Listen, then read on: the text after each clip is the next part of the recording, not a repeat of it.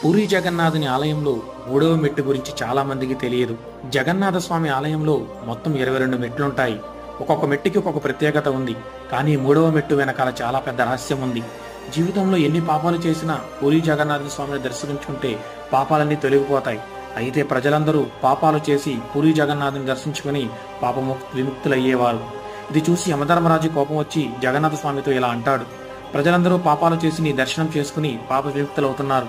దీనివల్ల నరకానికి రావాల్సిన వాళ్ళందరూ స్వర్గానికి వెళుతున్నారు. దీనివల్ల నరకానికి ఒక్కరు కూడా రావడం లేదు. దీనికి మీరే ఒక సమాధానం చెప్పాలని యమధర్మరాజు జగన్నాథ స్వామిని అడుగుతాడు. జగన్నాథ స్వామి ఆలోచించి యమధర్మరాజుకి ఒకటి చెబుతాడు: మీరు మందిరం బయట ఉన్న ముఖద్వారం దగ్గర 3వ మెట్టు దగ్గర ఉండండి.